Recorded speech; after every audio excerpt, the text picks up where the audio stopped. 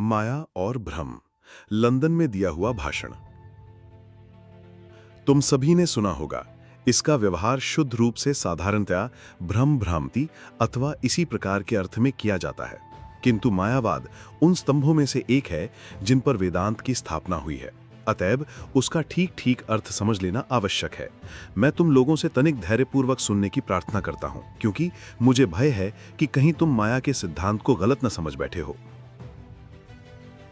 वैदिक साहित्य में माया की प्राचीनतम धारणा भ्रांति के अर्थ में ही देखी जाती है, किंतु उस समय यथार्थ मायावाद का उदय नहीं हुआ था। वेद में ऐसा वाक्य पाते हैं, इंद्र ने माया द्वारा नाना रूप धारण किए। यहाँ पर माया शब्द इंद्रजाल अथवा उसी प्रकार के अर्थ में प्रयुक्त हुआ है। वैदिक स्थलों में माया शब्द इसी अर्थ में प्रयुक्त देखा जाता है। इसके बाद कुछ समय तक माया शब्द का प्रयोग एकदम लुप्त हो गया, किंतु इसी बीच उस शब्द द्वारा प्रतिपादित जो अर्थ अभाव था वह क्रमशः परिपुष्ट हो रहा था। बाद में हम देखते हैं कि एक प्रश्न उठाया गया है, हम जगत के इस रहस्य को क्यों नहीं जान पाते, और उसका जो उत्तर दिया गया है वो बड़ा ही अर्थ गंभीर है। हम सब छोटी बकवास करते हैं, इंद्रिय सुख से ही संतुष्ट हैं और वासनाओं के पीछे दौड़ते रहते हैं। इसीलिए इस सत्य को हमने मानो कोहरे से ढक रखा है। यहाँ पर माया शब्द का प्रयोग बिल्कुल नहीं हुआ है, पर उससे यही भाव प्रकट होता है कि हमारी अज्ञानता का कारण कुछ कोहरे जैसा है जो इस सत्य और हमारे बीच आ गया है। इसके बहुत समय बाद एक अपेक्षाकृत आधुनिक उपनिषद में माया शब्द पुनः पढ़ी पड़ता है, पर इस बीच का रूप काफी बदल चुका है। उसके साथ कई नए अर्थ संयोजित हो गए हैं। नाना प्रकार के मत वालों का प्रचार हुआ, उनकी पुनरुक्ति हुई और अंत में माया विषयक धारणा ने एक स्थिर रूप प्राप्त कर लिया। श्वेताश्वतर उपनिषद में पढ़ते हैं, माया को ही प्रकृति समझो और माया के शासक को स्वयं ईश्वर जानो। महान शंकराचार्य के पूर्व के दार्शनिकों ने इस माया शब्द का विभिन्न अर्थों में उपयोग किया। यह बहुत कुछ हो गया और इसी का यही अर्थ दिया जाता है। जब हिंदू कहते हैं कि संसार माया है, तो साधारण मनुष्य की यह धारणा होती है कि संसार भ्रम है। इस प्रकार की व्याख्या का कुछ आधार है, क्योंकि बहुत से दार्शनिकों की एक श्रेणी के दार्शनिक बाहर जगत के अस्तित्व में विश्वास नहीं करते थे, किंतु वेदांत में माया का जो अंतिम विकसित रूप है वह तो विज्ञानवाद है, न यथार्थवाद यानी रियलिज्म और किसी प्रकार का सिद्धांत ही। वह तो तथ्यों का सहज वर्णन मात्र है। हम क्या हैं और अपने चारों ओर हम क्या देखते हैं। मैं तुमसे पहले ही कह चुका हूं कि जिन पुरुषों से वेद निकले उनके मन मूल तत्वों के अनुसरण तथा खोज में ही लगे हुए थे। वे इन तत्वों के बीजों के अनुशीलन के लिए मानो उन्हें समय ही नहीं मिला और उन्होंने प्रतीक्षा भी नहीं की। वे वस्तुओं के अंतस्थल में पहुंचने के लिए व्यग्र थे।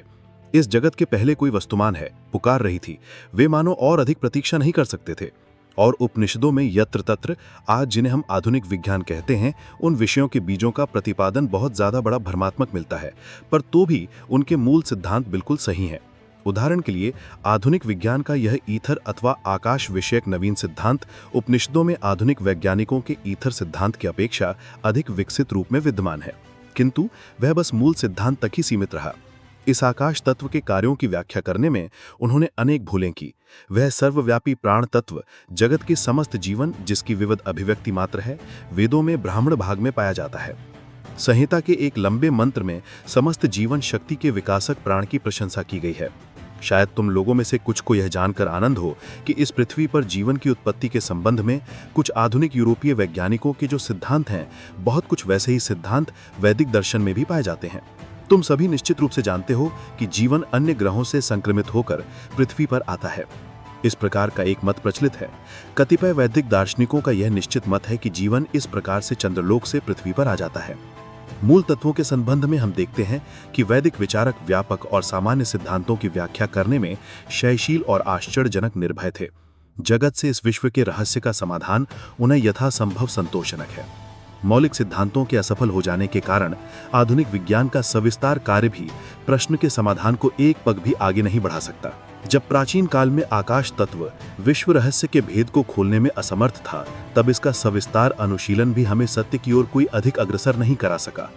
यह सर्वव्यापी प्राण तत्व विश्व रहस्य का भेद खोलने में असमर्थ हो तो इसका विस्तृत अनुशीलन निरर्थक है, क्योंकि जो भय में मौलिक तत्वों के संबंध में कोई परिवर्तन नहीं कर सकते। मेरे कहने का तात्पर्य यह है कि तत्व अनुशीलन में हिंदू दार्शनिक आधुनिक विद्वानों की भांति ही और कभी-कभी उनसे भी अधिक साहसी थे। उन्होंने अनेक भव्यतम सिद्धांतों का आविष्कार किया और कुछ अब भी परिकल्पनाओं के रूप में ही विद्यमान हैं, जिन्हें वर्तमान विज्ञान अभी तक परिकल्पना के रूप में ही प्राप्त नहीं कर सकता है। उदाहरण के लिए वे केवल आकाश तत्व पर ही पहुंचकर नहीं रुके, बल्कि और आगे बढ़कर मन को भी एक सूक्ष्मतर आकाश के रूप में वर्गीकृत किया और फिर उसके भी परे उन्होंने और भी अधिक सूक्ष्म आकाश की प्राप्ति की। पर वह भी समाधान नहीं था, उससे समस्या का समाधान नहीं हुआ। जगत के बारे में जितना भी ज्ञान क्यों ना हो जाए और उससे रहस्य का भेद नहीं खोल सकता, किंतु वैज्ञानिक कहता है, अरे हमने अभी तो कुछ जाना शुरू किया है, जरा कुछ हजार वर्ष और देखेंगे, हमें समाधान मिल जाएगा। किंतु वेदांतवादी ने तो निसंदेह रूप से मन की सीमता को प्रमाणित कर दिया है। अतः वह उत्तर देता है, नहीं, सीमा से बाहर जाने की शक्ति नहीं। मन देश काल और निमित्त की चारदीवारी के बाहर नहीं जा सकता।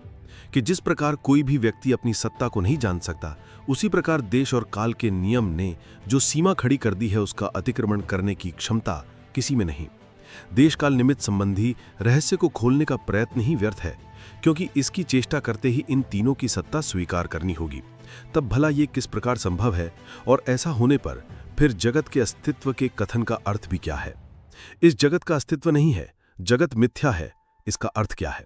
इसका यही अर्थ है कि उसका निरपेक्ष अस्तित्व नहीं है। मेरे, तुम्हारे और अन्य सबके मन के संबंध में इसका केवल सापेक्ष अस्तित्व है। हम 5 इंद्रियों द्वारा जगत को जिस रूप में प्रत्यक्ष करते हैं, यदि हमारे एक केंद्री और होती तो हम इसमें और भी कुछ अधिक प्रत्यक्ष करते तथा और अधिक इंद्रियों संपन्न होने पर हम इसे और भी रूप में देखते। अतः ये कहा जाता है कि इसकी यथार्थ सत्ता नहीं है, इसकी अपरिवर्तनीय अचल अनंत सत्ता नहीं है। यहाँ पर इसको अस्तित्व शून्य या असत भी नहीं कहा जा सकता, क्योंकि वह तो वर्तमान है और इसी के माध्यम से हम कार्य करते हैं। यह सत और असत का मिश्रण है। सूक्ष्म तत्वों से लेकर जीवन के साधारण दैनिक छोटे कार्यों तक पर यह आलोचना करने पर हम देखते हैं कि हमारा संपूर्ण जीवन एक विरोध है, सत और असत का एक मिश्रण है। ज्ञान के क्षेत्र में भी यह विरोध भाव दिखाई पड़ता है। ऐसा प्रतीत होता है कि मनुष्य यदि जानना चाहे तो समस्त ज्ञान प्राप्त कर सकता है, पर 2-4 पग चलने के बाद ही उसे एक ऐसी अभेद्य दीवार देखने में आती है जिसको लांघ जाना उसके वश के बाहर हो जाता है। उसके सभी कार्य एक परिधि के अंदर घूमते रहते हैं और वह इस परिधि को कभी लांघ नहीं सकता।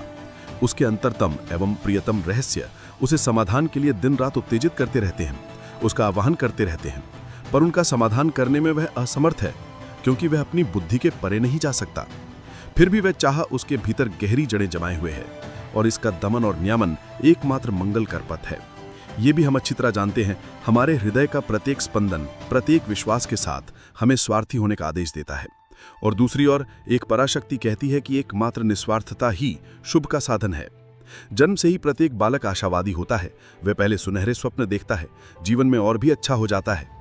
मृत्यु पर विजय अधोगति नाम की भी कोई चीज है, ये बात किसी की समझ में नहीं आती। फिर बुढ़ापा आता है और जीवन एक विनाश की राशि मात्र हो जाता है। सुनहरे स्वप्न हवा में उड़ जाते हैं और मनुष्य निराशावादी हो जाता है। प्रकृति के थपेड़े खाकर हम बस इसी प्रकार दिशाहीन व्यक्ति की भांति एक छोर से दूसरे छोर तक दौड़ते रहते हैं। इस संबंध में मुझे बुद्ध की जीवनी ललित विस्तार का एक प्रसिद्ध गीत याद आता है।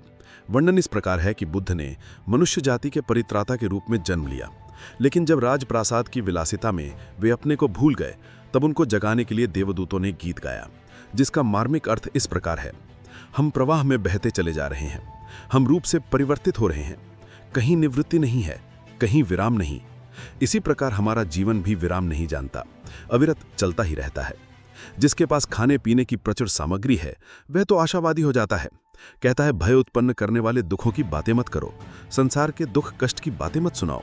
उसके पास जाकर यदि कहूँ सभी शुभ हैं, तो वह कहेगा सचमुच मैं मजे में हूँ, ये देखो कितने सुंदर घर में वास करता हूँ, मुझे भूख या कष्ट का कोई भय नहीं, अतः मेरे सम्मुख ऐसे भावचित्र मत लाओ।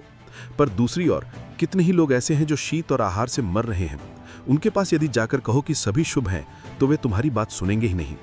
वे सारा जीवन दुख कष्ट से पीसते रहे हैं, उनके लिए सुख सौंदर्य और शुभ कहा, ये तो कहेंगे नहीं, मैं ये सब विश्वास नहीं करता, जीवन में केवल रोना है, केवल दुख है।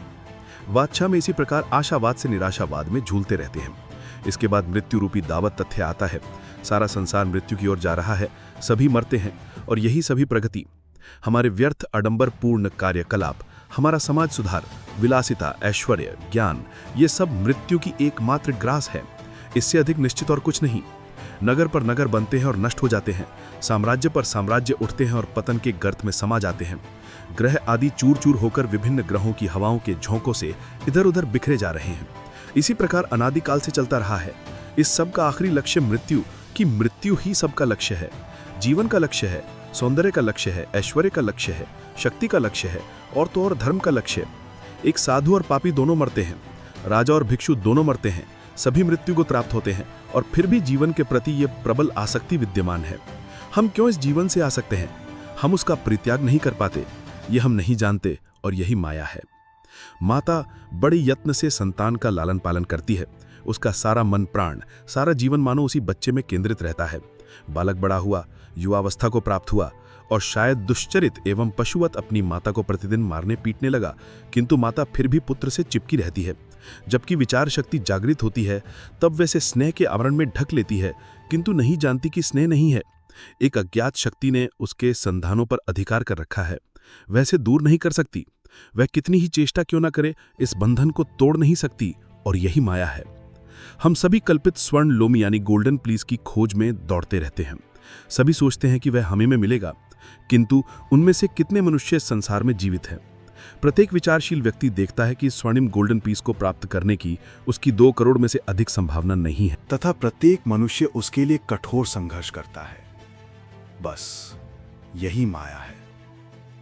इस संसार में मृत्यु रात दिन गर्व से मस्तक उठाए घूम रही है और साथ हम सोचते हैं कि हम सदैव जीवित रहेंगे। कि किसी समय राजा युधिष्ठिर से यह प्रश्न पूछा गया था, इस पृथ्वी पर सबसे आश्चर्य की बात क्या है? राजा ने उत्तर दिया, हमारे चारों ओर प्रतिदिन लोग मर रहे हैं, फिर भी जो जीवित हैं वो समझते हैं कि वे कभी मरेंगे नहीं। बस यही हमारी बुद्धि में हमारा ज्ञान है। यही क्यों हमारे जीवन की प्रत्येक घटना में ये प्रचंड विरोध अभाव दिखाई पड़ते हैं। सुख दुख का पीछा करता है और दुख का एक सुधार करता है, और किसी राष्ट्र के दोषों को दूर करना चाहता है, पर इसके पहले कि दोष दूर हों 1000 नए दोष दूसरे स्थान में उत्पन्न हो जाते हैं। ये बस एक दहते हुए पुराने मकान के समान है। तुम उस मकान के एक भाग की मरम्मत करते हो तो उसका कोई दूसरा भाग ढह जाता है। भारत में हमारे समाज सुधारक जीवन भर जबरन वैधव्य धारण रूपी दोष के विरुद्ध आवाज उठाते हैं और उसे दूर करने का प्रयत्न करते हैं। तो पश्चिमी देशों में विवाह ना होना ही सबसे बड़ा दोष है। एक ओर अविवाहितों की सहायता करो, वे कष्ट भोगते हैं, दूसरी ओर विधवाओं की सहायता करो, वे कष्ट भोगते हैं। ये तो बस पुरानी गठिया की बीमारी की तरह है। उसे सिर से भगाओ तो कमर में आ जाती है, कमर से भगाओ तो पैरों में उतर आती है। सुधारक कहते हैं, शिक्षा देते हैं कि विद्या धन संस्कृति कुछ गिने चुने के हाथों ही नहीं रहनी चाहिए, और इनको सर्वसाधारण तक पहुंचा देने का भरसक प्रयत्न करते हैं। हो सकता है इससे कुछ अधिक लोग सुखी हो जाएं, पर जैसे जैसे ज्ञान अश्लीलता बढ़ती जाती है वैसे वैसे शारीरिक सुख भी कम होने लगता है, और सुख का ज्ञान अपने साथ ही दुख का ज्ञान भी लाता है। तब फिर हम किस मार्ग का अवलंबन करें? हम जो कुछ थोड़ा सा सुख भोगते हैं, दूसरे स्थान से उससे उतने ही परिमाण में दुख भी उत्पन्न होता है। बस यही नियम है। सब वस्तुओं पर यह नियम लागू होता है। इस बात को स्पष्ट रूप से सिर्फ वही समझ सकते हैं जिन्होंने अपने जीवन की आंधी और तूफान के दिन देखे हैं। वह इसे सहज ही समझ लेंगे, और यही दिन रात इन घटनाओं पर प्रतीत होता है, पर इनका समाधान करना असंभव है। अच्छा, यह सब कुछ होता क्यों है? इस प्रश्न का उत्तर पाना संभव नहीं है, क्योंकि प्रश्न ही तर्कसंगत नहीं है। उसमें ना खेतों ना आदि है ना अंत है।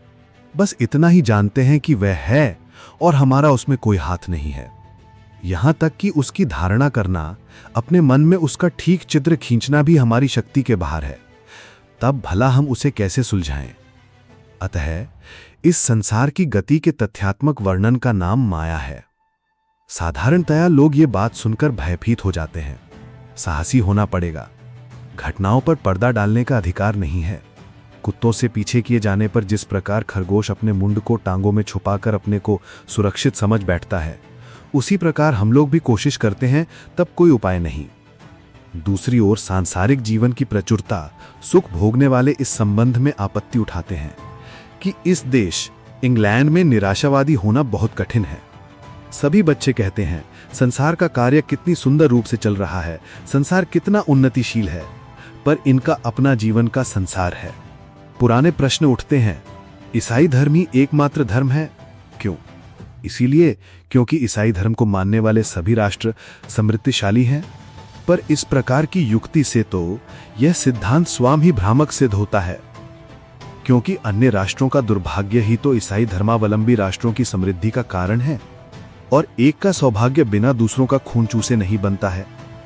यदि सारी पृथ्वी ईसाई धर्म को मानने लग जाए, तब तो भव्य स्वरूप कोई अईसाई राष्ट्र ना रहने के कारण ईसाई राष्ट्र स्वयं दरिद्र हो जाएगा। यह बात अपना ही खंडन कर लेती है। पशु उद्भिज पर जीवित रहते हैं, मनुष्य पशुओं पर, और सबसे खराब बात तो यह है कि मनुष्य एक दूसरे पर भी जीवित रहते हैं, बलवान दुर्बल पर। बस ऐसा ही सर्वत्र हो रहा है, और यही है माया। इसका समाधान तुम क्या करते हो? प्रतिदिन नई युक्तियां सुनते हैं। कोई कहते हैं कि मान लो कि माया की बात स्वीकार कर ली।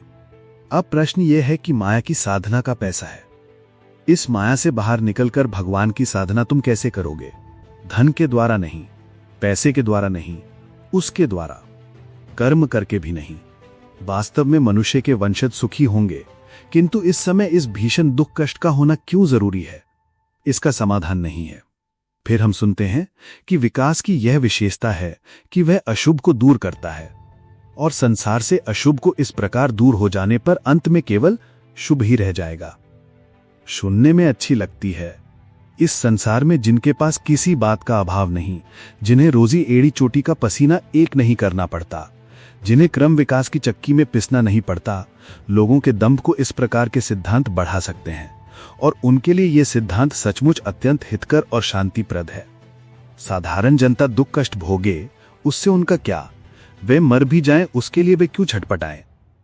ठीक है, पर यह युक्ति आदि से अंत तक भ्रमपूर्ण है। पहले तो इन लोगों ने बिना किसी प्रमाण के यह धारणा कर ली है कि संसार में अभिव्यक्त शुभ है और अशुभ, और दोनों बिल्कुल निरपेक्ष सत्य है। और इससे भी अधिक दूषित धारणा तो यह है कि शुभ का परिमाण क्रमशः बढ़ता जा रहा है और अशुभ क्रमशः घटता जा रहा है।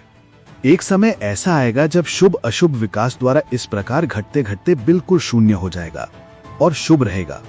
ऐसा कहना तो बड़ा सरल है, पर क्या यह प्रमाणित किया जा सकता है कि अशुभ परिमाण में घटता जा रहा है? क्या अशुभ की भी क्रमशः वृद्धि नहीं हो रही है? उदाहरण के लिए जंगली मनुष्य को ले लो। वह दांत मांझना संस्कार करना नहीं जानता, एक अक्षर तक नहीं पढ़ सकता, लिखना किसे कहते हैं उसने कभी सुना नहीं। यदि उसे कोई गहरी चोट लग जाए तो वह शीघ्र ही ठीक हो जाता है। पर यहां हम हैं जो खरोच लगते ही मर जाते हैं। मशीनों से चीजें सुलभ और सस्ती होती जा रही हैं, उनसे उन्नति और विकास के मार्ग की बाधाएं दूर होती जा रही हैं, पर साथ ही एक के धनी होने के लिए लाखों लोग पिसे जा रहे हैं। उधर एक के धनी होने के लिए इधर हजारों लोग दरिद्र से दरिद्र होते जा रहे हैं। असंख्य मानव समूह गुलाम बनाया जा रहा है। संसार की नीति ऐसी। पांचवी प्रकृति वाले मनुष्य इंद्रियों में ही जीवित रहता है। उसे पर्याप्त भोजन न मिले तो शरीर स्वस्थ हो तो अपने को सुखी समझता है, और इंद्रियों में ही उसके सुख दुख दोनों का आरंभ और अंत होता है। जैसे जैसे उन्नति करता जाता है, वैसे वैसे उसके सुख की सीमा रेखा विस्तृत होती जाती है, वैसे वैसे उसका दुख भी उसी अनुपात में बढ़ता जाता है। जंगल में रहने वाला मनुष्य किसी की वशीभूत होना, कचहरी में जाना, नियमित रूप से कर अदा करना, समाज द्वारा निर्मित ये नियम नहीं जानता। मानव प्रकृति से उत्पन्न भीषण अत्याचार से विनिश्चित होना, एक दूसरे के गलत देने में लगा हुआ है, वह नहीं जानता। मैं नहीं जानता कि असार ज्ञान से संपन्न गर्वीला मानव किस प्रकार अन्य किसी पशु की अपेक्षा सहस्र गुना पैशाचिक स्वभाव बना हो जाता है। बस इसी प्रकार हम ज्यों-ज्यों इंद्र देवता से ऊपर उठ जाते हैं, त्यों-त्यों हमारे सुख अनुभव करने की शक्ति बढ़ती जाती है, और उसके साथ साथ ही दुख अनुभव करने की शक्ति भी बढ़ती रहती है। नाड़ियां और भी सूक्ष्म होकर अधिक यंत्रणा के अनुभव में समर्थ हो जाती हैं। सभी समाजों में हम देखते हैं कि एक साधारण मूर्ख मनुष्य तिरस्कृत होने पर इतना दुखी नहीं होता, पर पीटे जाने पर अवश्य दुखी हो जाता है। किंतु सभी पुरुष एक साधारण सी बात भी सहन नहीं कर सकता। उसकी नाड़ियां इतनी सूक्ष्म हो गई हैं कि उसकी सुख प्रवणता बढ़ जाने के कारण उसका दुख भी बढ़ गया है। इससे तो दार्शनिकों के क्रम विकासवाद की कोई पुष्टि नहीं होती। हम अपनी सुखी होने की शक्ति को जितना ही बढ़ाते हैं, हमारे दुख भोग की शक्ति भी उसी परिमाण में बढ़ जाती है। और मैं तो इस प्रकार सोचने का इच्छुक हूं कि हमारी सुखी होने की शक्ति यदि गणितीय क्रम अर्थमेटिकल प्रोग्रेशन के नियम से बढ़ती है, तो दुखी होने की शक्ति ज्यामितीय क्रम ज्योमेट्रिक प्रोग्रेशन के नियम से बढ़ेगी। ये जंगली मनुष्य समाज के संबंध में अधिक नहीं जानता, किंतु ना तो हम उन्नतिशील लोग जानते हैं कि हम जितने ही उन्नत होंगे, हमारे सुख दुख की ग्रंथियां और भी अधिक बढ़ती जाएंगी। और यही माया है। इस प्रकार हम देखते हैं कि माया संसार की व्याख्या करने के निमित्त कोई सिद्धांत नहीं है। वो संसार की वस्तुस्थिति का वर्णन मात्र, विरोध हमारे अस्तित्व का आधार। सर्वत्र इन्हीं प्रचंड विरोधों के माध्यम से हमें जाना होगा। जहां शुभ है वहीं अशुभ, और जहां शुभ है वहीं अवश्य कुछ भी होगा। जहां जीवन है वहीं मृत्यु छाया की भांति उसका अनुसरण कर रही है। जो रो है उसी को रोना पड़ेगा, और जो रो रहा है वह भी हंसेगा। इस वस्तु स्थिति का प्रतिकार नहीं हो सकता। हम भले ही ऐसे स्थान की कल्पना करें जहां केवल शुभ रहेगा, अशुभ नहीं, जहां हम केवल हंसेंगे, रोएंगे नहीं, पर वस्तु स्थिति के स्वभाव से इस प्रकार होना असंभव है, क्योंकि शर्त समान रूप से सर्वत्र विद्यमान है। जहां हमें हंसाने की शक्ति विद्यमान है, वहीं रुलाने की शक्ति भी निहित है। जहां सुख उत्पन्न करने वाली शक्ति विद्यमान है, दुख देने वाली शक्ति भी वहीं छुपी हुई है। अतः वेदांत दर्शन आशावादी नहीं है और निराशावादी भी नहीं। वह तो दोनों ही वादों का प्रचार करता है। सारी घटनाएं जिस रूप में होती हैं, वह उन्हें बस उसी रूप में ग्रहण करता है। उसके मतानुसार यह संसार शुभ और अशुभ, सुख और दुख का मिश्रण है। एक को बड़ा हो तो दूसरा भी साथ साथ अनिवार्य रूप से बढ़ेगा। केवल सुख का संसार अथवा केवल दुख का संसार हो ही नहीं सकता। इस प्रकार की धारणा ही स्वतः विरोधी है, किंतु इस प्रकार का मत व्यक्त करके और इस विश्लेषण के द्वारा वेदांत ने इस महान रहस्य का भेद किया है कि शुभ और अशुभ ये दो एकदम विभिन्न पृथक सत्ताएं नहीं हैं। इस संसार में ऐसी कोई भी वस्तु नहीं है जिसे केवल शुभाशुभ और ये केवल शुभ और अशुभ कहा जा सके। एक ही घटना जो आज विषजनक मालूम पड़ती है, कल अशुभजनक मालूम पड़ सकती है। एक ही वस्तु जो एक व्यक्ति को दुखी करती है, दूसरे को सुखी बना सकती है। जो अग्नि बच्चे को जला देती है, वही भूख से मरते व्यक्ति के लिए स्वादिष्ट खाना भी पका सकती है। जिसने वायुमंडल के द्वारा दुख का संवेदन हमारे अंदर पहुंचता है, सुख का संवेदन भी उसी के द्वारा भीतर जाता है। अशुभ को दूर करना चाहो तो साथ ही तुम्हें शुभ को भी दूर करना होगा। इसके अतिरिक्त और कोई उपाय नहीं। मृत्यु को दूर करने के लिए जीवन को भी दूर करना पड़ेगा। मृत्यु हाय, जीवन और दुख ही सुख है। ये बातें परस्पर विरोधी हैं। इनमें कोई भी अकेला प्राप्त नहीं किया जा सकता, क्योंकि इनमें से प्रत्येक एक ही वस्तु की विभिन्न अभिव्यक्ति है। कल जो सुख प्रिय लगता था, आज वह वैसा नहीं लगता। जब हम बीते जीवन पर नजर डालते हैं और भिन्न भिन्न समय के अपने आदर्शों की आलोचना करते हैं, तो इस बात की सत्यता हमें तुरंत दिख पड़ती है। एक समय था जब शक्तिशाली घोड़ों के जोड़ों को हाँकना ही मेरा आदर्श था। अब ऐसी भावना नहीं होती। बचपन में सोचता था कि मैं अमुक मिठाई बना सकूं तो मैं पूर्ण सुखी होऊंगा। बाद में सोचता था आखिरी पुत्र और पर्याप्त धन होने से मैं सुखी हो जाऊंगा। अब लड़कपन की सब निरर्थक बातें सोचकर हंसी आती है।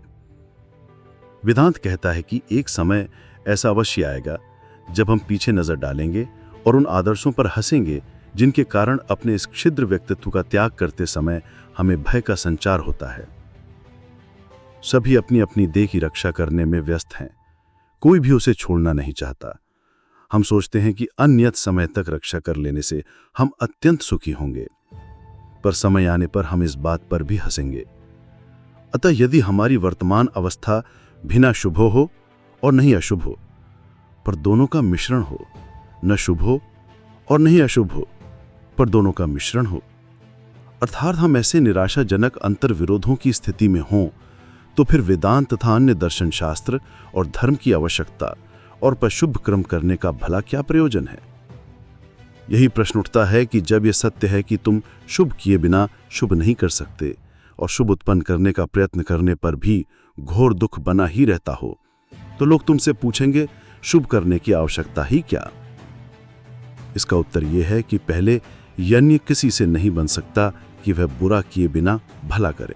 तो हमें दुख को कम करने के लिए कर्म करना ही चाहिए, क्योंकि स्वयं सुखी होने का यही एकमात्र उपाय है।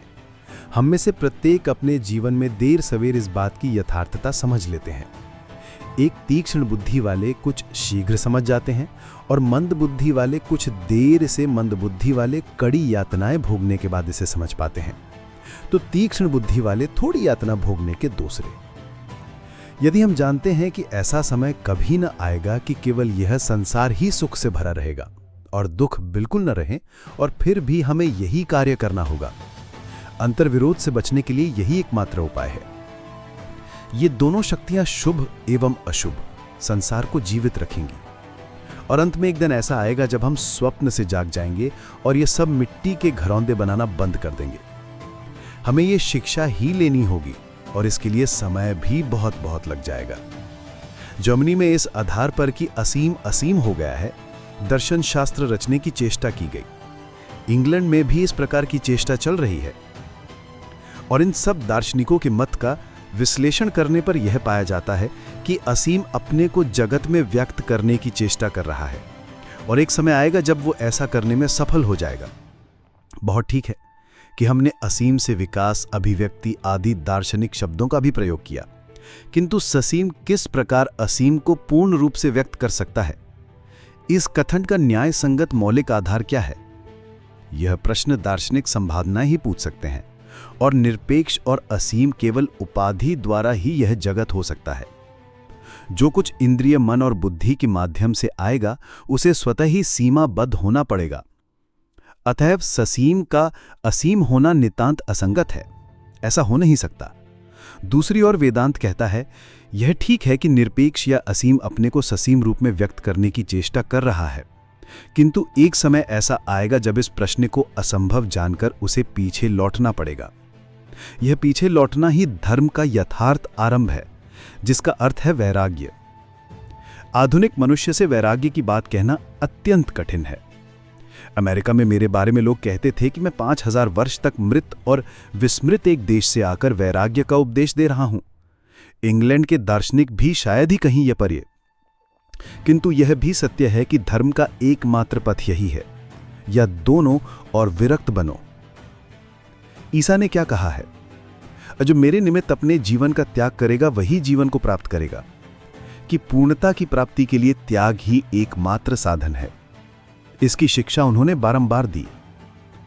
ऐसा समय आता है जब अंतरात्मा इस लंबे विषय में स्वप्न से जागृत हो जाती है। बच्चा खेलकूद छोड़कर अपनी माता के निकट लौट जाने को अधीर होता है। वासना के भूखे वासना की निवृत्ति नहीं होती। विरक्ति के द्वारा अग्नि के समान भय तो और भी बढ़ जाती है, और जहां तक हो सके मानवता का उपभोग। सब प्रकार के सुख के संबंध में यह लागू होता है। इंद्रियों के अधीन सभी संसार के बंधन के अंतर्गत हैं। हम उसके परे नहीं जा सकते हैं कि हम उसके अंदर भले ही अनंत काल तक दौड़ते फिरें, पर उसका अंत नहीं पा सकते हैं। और जब कभी हम थोड़ा सा सुख प्राप्त करने का प्रयत्न करते हैं, तभी दुख का ढूब हमारे सिर पर आ गिरता है। कितनी भयानक अवस्था है ये। जब मैं इस पर विचार करता हूं तो मैं निस्संदेह रूप से अनुभव करता हूं कि यह मायावाद, यह कथन कि सब कुछ माया है, इसकी एकमात्र ठीक व्याख्या है। इस संसार में कितना दुख है। यदि तुम विभिन्न देशों में भ्रमण करो तो तुम समझ सकोगे कि एक राष्ट्र अपने दोषों को एक उपाय के द्वारा दूर करने की चेष्टा कर रहा है, तो दूसरा राष्ट्र किसी अन्य उपाय द्वारा। एक ही दोष को विभिन्न राष्ट्रों ने विभिन्न उपायों से दूर करने का प्रयत्न किया है। इस पर कोई भी टिप्पणी ना हो सकता है कि यदि किसी स्थान पर बोझ कुछ कम भी हो गया तो किसी दूसरे स्थान पर दोषों का एक बड़ा ढेर लग जाता है। तो बस ऐसा ही चलता रहता है। हिंदुओं ने अपने जातीय जीवन में सत्य धर्म को पुष्ट करने के लिए बाल विवाह के प्रचलन द्वारा अपनी संतान को और धीरे धीरे सारी जाति को अधोगामी कर दिया है।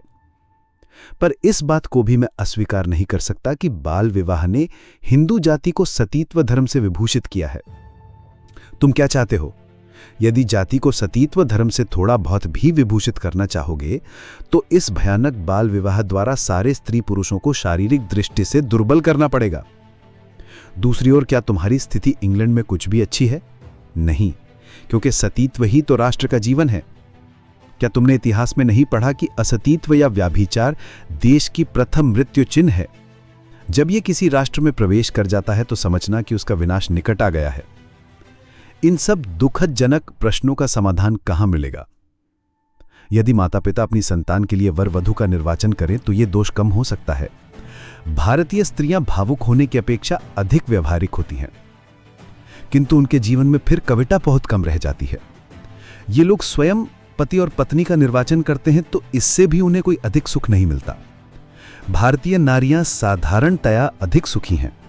स्त्री और स्वामी के बीच कलह अधिक नहीं होता। दूसरी ओर अमेरिका में जहां स्वाधीनता की अधिकता है, सुखी परिवार बहुत कम देखने में आते हैं।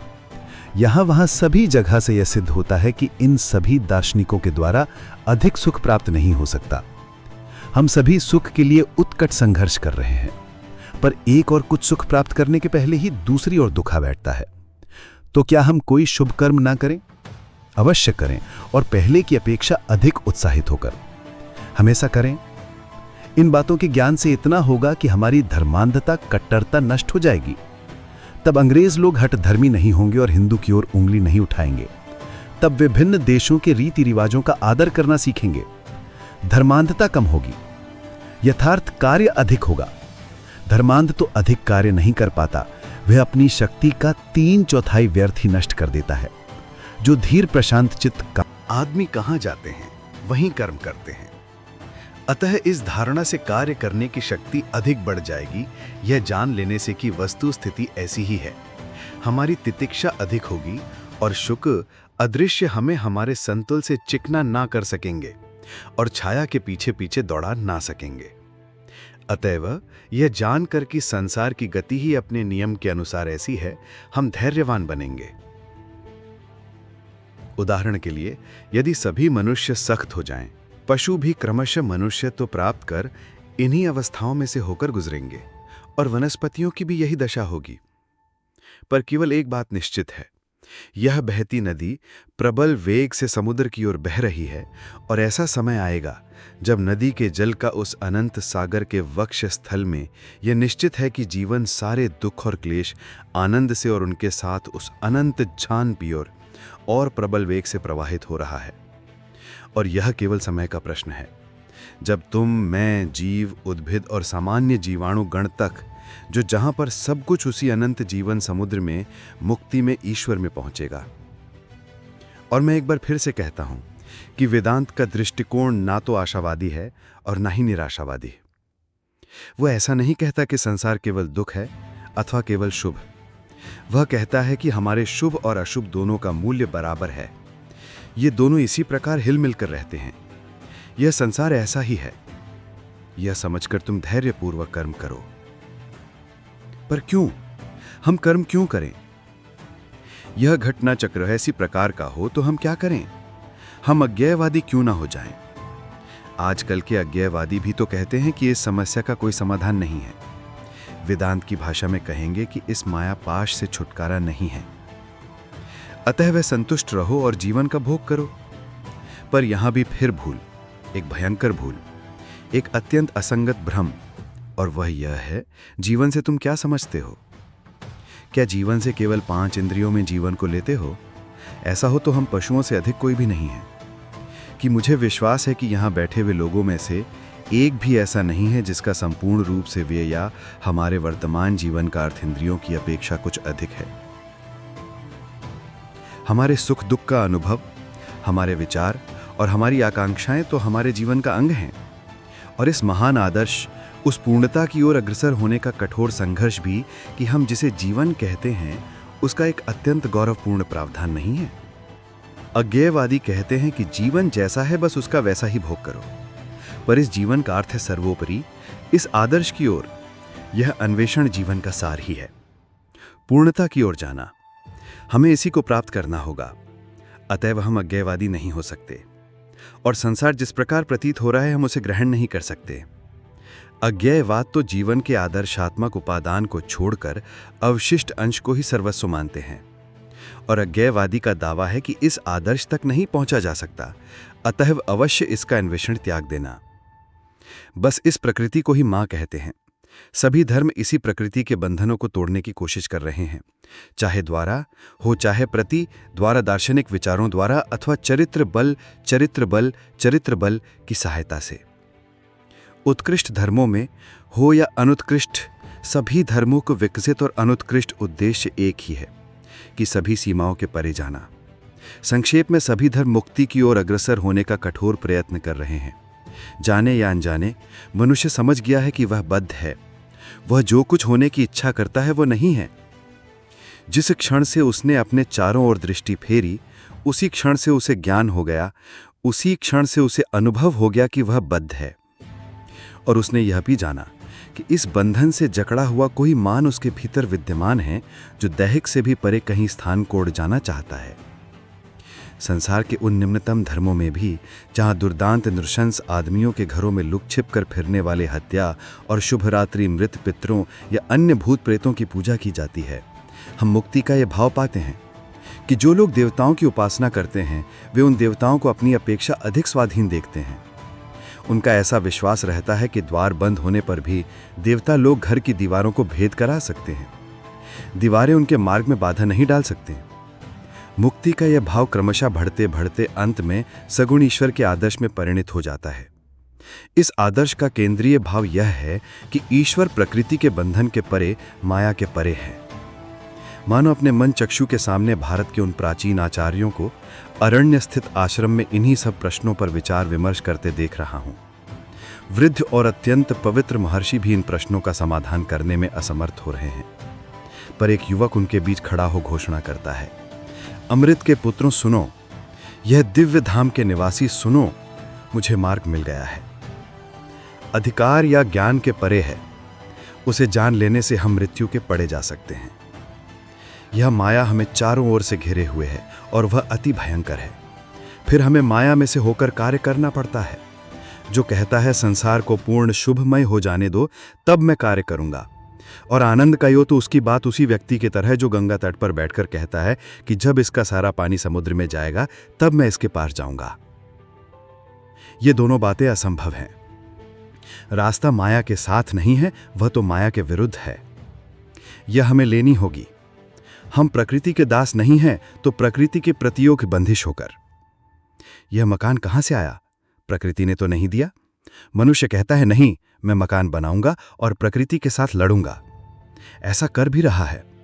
मानव जाति का इतिहास तथा कथित प्राकृतिक नियमों के साथ लगातार संग्राम का इतिहास है, और अंत में मनुष्य ही प्रकृति पर विजय प्राप्त करता है। अंतर जगत में आकर देखो, वहां भी यही युद्ध चल रहा है। पशु मानव और आध्यात्मिक मानवता, प्रकाश और अंधकार का यह संग्राम निरंतर जारी है, और मानव यहां भी विजयी होता है। मुक्ति की प्राप्ति के लिए प्रकृति के बंधन को चीर कर वह अपने गंतव्य को प्राप्त कर लेता है। हमने अभी तक देखा कि वेदांती दार्शनिकों ने इस माया के परे किसी वस्तु को जान लिया है जो माया से बद्ध नहीं है, और यदि हम उसके पास पहुंच सकें तो हम भी माया से बद्ध नहीं रहेंगे। किसी न किसी रूप में यह भाव सभी धर्मों की सामान्य संपत्ति है, किंतु वेदांत के मत में यह धर्म का केवल प्रारंभ है, अंत नहीं। जो विश्व की सृष्टि तथा पालन करने वाले हैं, जो मायाधिष्ठित हैं, जिन्हें माया या प्रकृति का कर्ता कहा जाता है, उन सगुण ईश्वर का ज्ञान ही वेदांत का अंत नहीं है, केवल आदि है। यह ज्ञान क्रमशः बढ़ता जाता है और अंत में वेदांती देखता है कि जिसे वह बाहर खड़ा हुआ समझता था वह उसके भीतर ही है और स्वयं वस्तुतः वही है। जिसने अपने को सीमा के कारण बद्ध समझ रखा है वह वास्तव में वही मुक्त स्वरूप है।